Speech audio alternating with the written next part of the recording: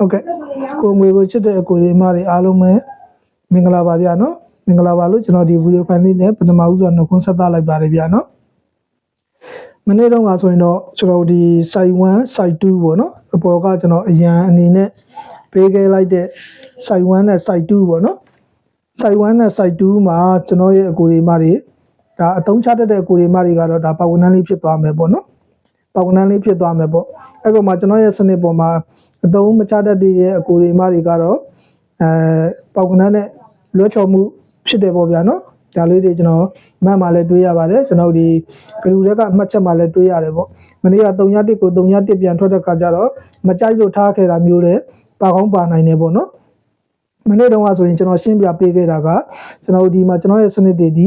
site 1 site 2ကျွန်တော်ဒီမွေးတစ်ခွက်ကောင်းမွေး3ခွက်ဆိုပြီးတော့ကျွန်တော်ဒီဥစ္စာတွေအကုန်ချပြီးတော့ရှင်းပေးခဲ့လိုက်တဲ့နေရာမှာကဏ္ဍကိုလည်းကျွန်တော်အကုန်လုံးအကွက်ကိုရေးပေးခဲ့တယ်ပေါ့နော်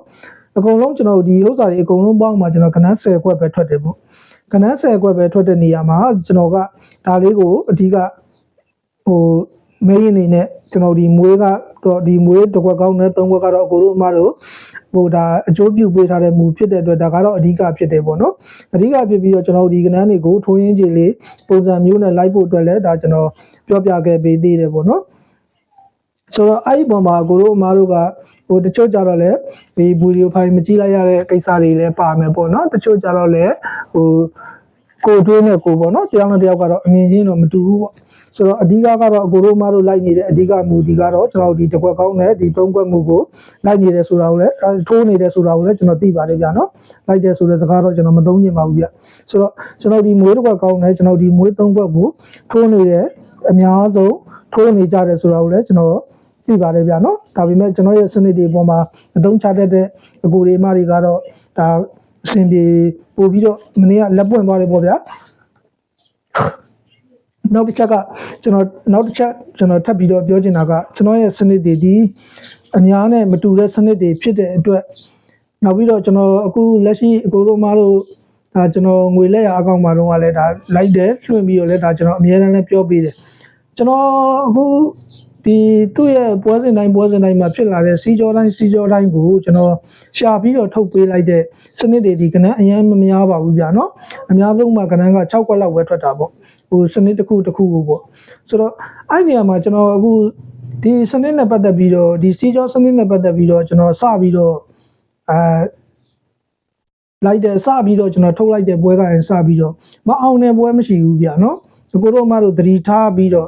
့ကြည့်ပါဗျာနော်ကျွန်တော်ရဲ့ကိုဒါအများအားကြည့်နေတဲ့အကိုတွေမတွေဆိုရင်တော့သိတယ်ဆိုတာကအများအားကြည့်နေတဲ့အကိုတွေမတွေလည်းသိပင်သိညာတော့လည်းပဲတချို့ကြတော့လည်းနည်းနည်းဝေဝါးသွားရည်ပါတာပေါ့ဗျာနေလိုက်တွေရောပါတွေရောဆိုတော့အခုကျွန်တော်ဒီထုတ်ပေးလိုက်တဲ့ကယ်ပေါက်ထုတ်ပြီးဆိုရင်လည်းကယ်ပေါက်ကျွန်တော်3ခွက်4ခွက်ထုတ်တယ်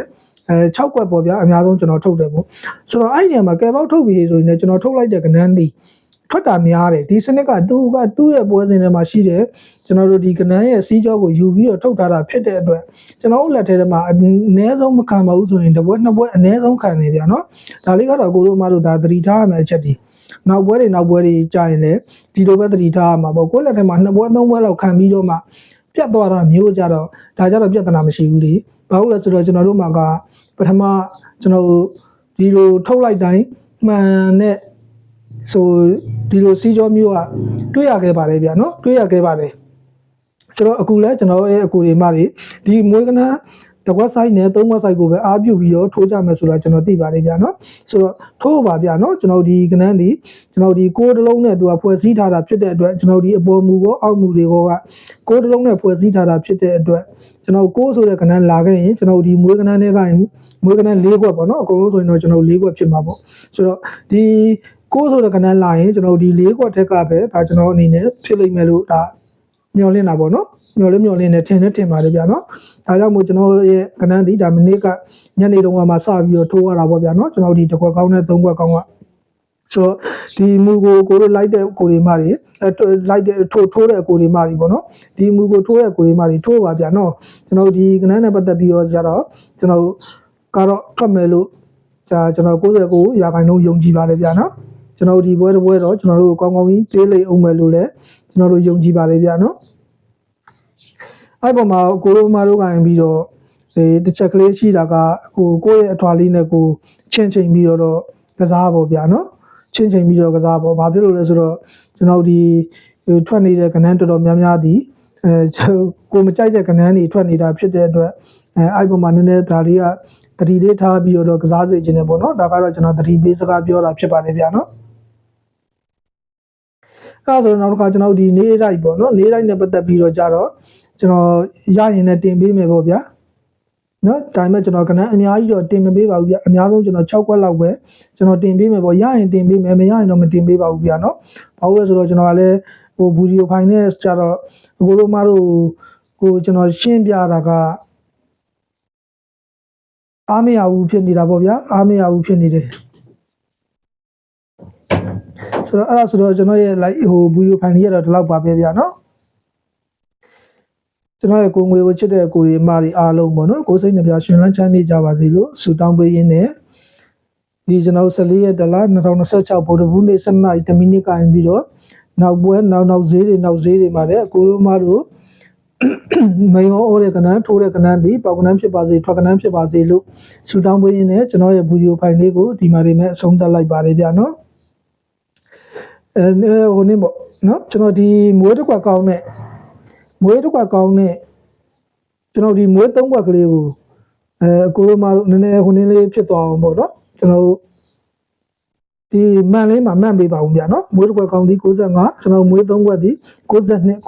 94လို့အဲ့ဒါလိုက်ရှိုးမှာဆိုရင်တော့ဗျာမှန်နဲ့ဒါကျွန်တော်တောင်းဆိုခဲ့တာပေါ့ကျွန်တော်ရဲ့ကဏ္ဍလေးကိုအခုလည်းကျွန်တော်ဒီလိုက်ရှိုးမဟုတ်ပေမဲ့ဗီဒီယိုဖိုင်ဆိုပေမဲ့ကျွန်တော်ရဲ့ကိုရီမတွေပေါ့နော်ကျွန်တော်ဒီဟိုနေ့လေးမှာမှန်လေးမှာရေးပေးကြပါဦးဗျာနော်ကျွန်တော်ဒီဘာပဲဖြစ်ဖြစ်ကျွန်တော်တို့ရဲ့ကဏ္ဍလေးကိုဟိုနေ့ဖြစ်သွားအောင်လို့ပေါ့ဗျာနော်မှန်လေးမှာတစ်ချက်လောက်မှန်ပေးကြပါဦးဗျာနော်တစ်ခွက်ကောင်းဒီ65 3ခွက်မွေးတစ်ခွက်ကောင်းဒီ65မွေး3ခွက်ဒီ9 9 9 9လေးဆိုပြီးမှန်လေးမှာမှန်ပေးကြပါဦးဗျာနော်ဟုတ်ကဲ့အဲ့ဒါဆိုတော့ဒီလောက်ပါပဲဗျာနော်